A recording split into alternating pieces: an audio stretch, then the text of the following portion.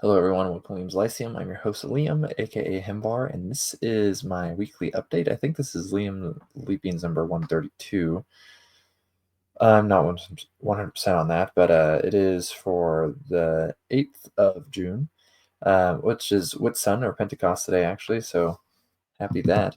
Um, but this is where I talk about what I read, what I wrote, and stuff this week. So I did a lot of editing. I did a lot of writing actually for one story, though it's actually not that long. It's the same story I mentioned last week, which is to say that it's in kind of a dialect of Middle English, kind of not a real one, but it is essentially still not modern English. So, um, but not quite early modern English either. It's pretty heavily Middle English inspired. So, I did finish a few things this week. I guess, one extra thing I finished because I technically finished five if I count this. I finished Icelandinga book, which is the book, like the first history book written about Iceland, and it was written in Old Norse. And I read this for class, so um, I'm going to present on it, or rather, I presented on it on Friday, um, and because it was my week to present. So another thing reading for class is in Heimskringla. We're reading the saga of Harald Sigurdsson, which is Harold Hardrada. I'm not quite through with that yet. And then the four main things I finished besides Islamic book, are rather over here. Actually, I don't have one of them physically, so I'll mention that one first. That's Baudolino. It's probably my favorite Umberto Eco book. It is very, very medieval. It is just funny.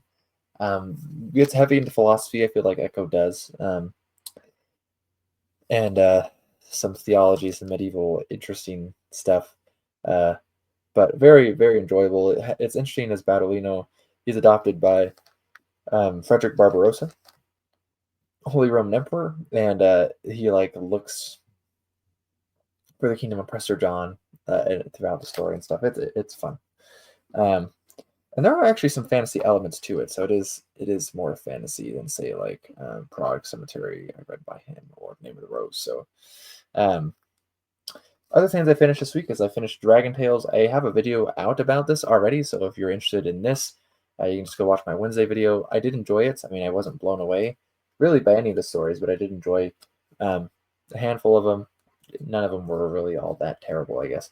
And so, early Dungeons and Dragons fiction came out in 1980, which is really early. So, um, yeah, enjoyable. If you wanna know about it, just go watch my Wednesday video. And then I also finished the first novella in this, The Incomplete Enchanter by L. Sprague de Camp and Fletcher Pratt, which is The Roaring Trumpet, which I read. I had been meaning to read this for years, actually. The reason I read it now is because um, I had just read Gylfaginning, part of Snorri's Edda, which is partially what this is based off of, that Roaring Trumpet part. The second novella in here, actually, which is the Mathematics of Magic, is based off of Fairy Queen, which I haven't read, actually. So maybe once I read Fairy Queen, I'll read this as well. So that was enjoyable. Not I didn't like it as much as I would have liked. It's not as enjoyable as some other pulp stories, but it wasn't bad. Very scientific in a sense. I've read one other longer work by DeCamp, and I enjoyed that more, and that was Less Darkness Fall. So I don't know how much of that is Pratt or just the story itself not as interesting, though it's got an okay concept to it. I also finished Overlords of Maxis, which I read in Thrilling Wonder Stories. This is 1951 issue, I think. Overlords of Maxis. What does it tell us? February what? 1951, I think? Yeah, February 1951. Don't know if you can see that. So it's one of the magazines I just randomly had in hand. I felt like reading another Vance, so I read that.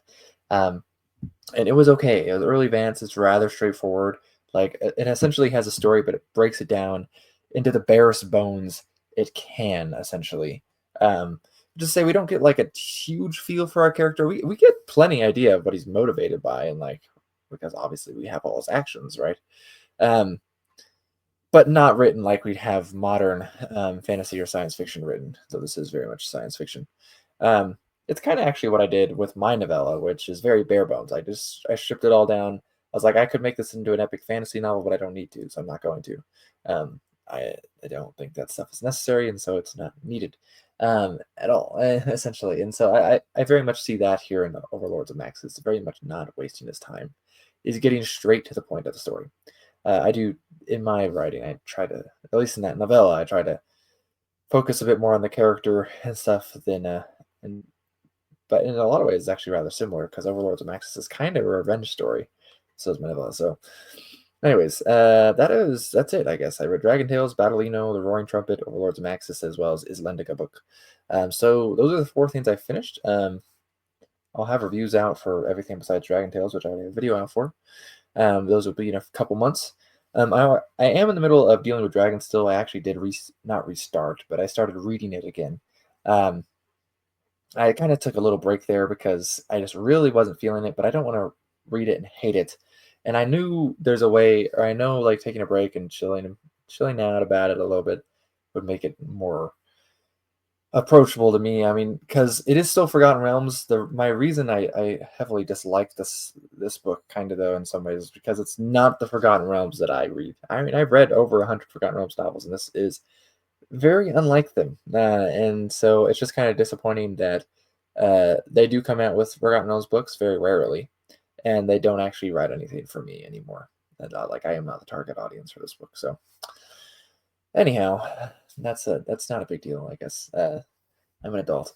But also, I'm almost done with Bleak Seasons I'm very, very close to done with Bleak Seasons by Glenn Cook. It's been a minute since I read a Black Company book.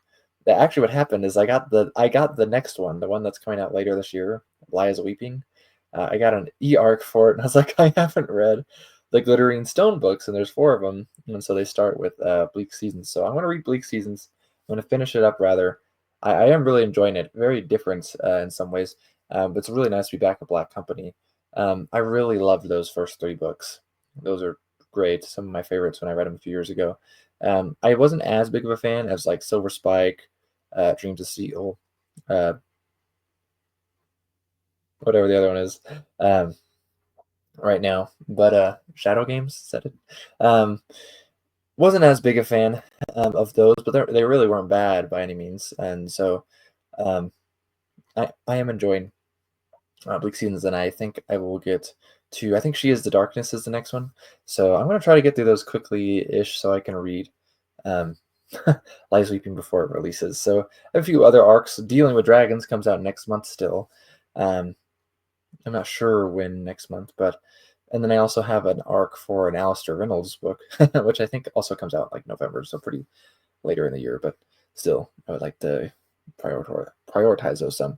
The only other book I'm really in the middle of right now, there's a couple of things I'm hoping to start, but I'm approaching halfway done with Lord of the World by Robert Hugh Benson.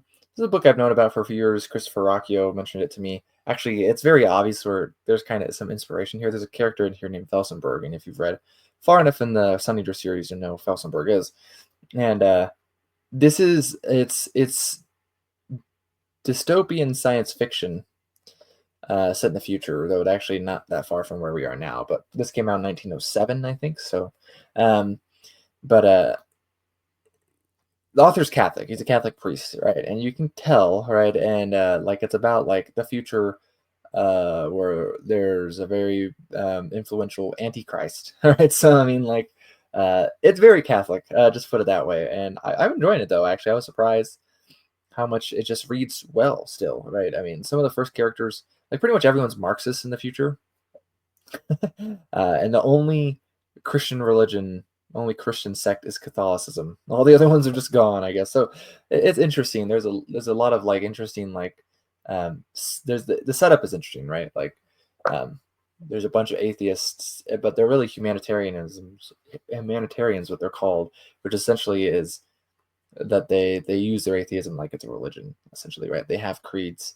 and stuff like that, and that God and man is God, essentially. So they still treat their belief like it's a religion, even though they would probably not say they're part of a religion. So, and they even have rituals in a sense, right? So it kind of like some atheism is today, but I wouldn't blanket all of it like that. But, anyways, so yeah, interesting. I'm enjoying it. Definitely not for everyone. But part of the reason I want to read it is because it's some older sci-fi. So, um, but yeah, I think that's it. So, I'm gonna have actually out today should be my uh, latest reading for Pentecost since it is Pentecost today, and then I don't even know which one I'm gonna do in July. So we shall see. Actually, I'm not even finished with recording um, that homily reading as of recording this. So I'm gonna go do that right now. So, anyways, lean from Moon's lesson. I'll catch you next time.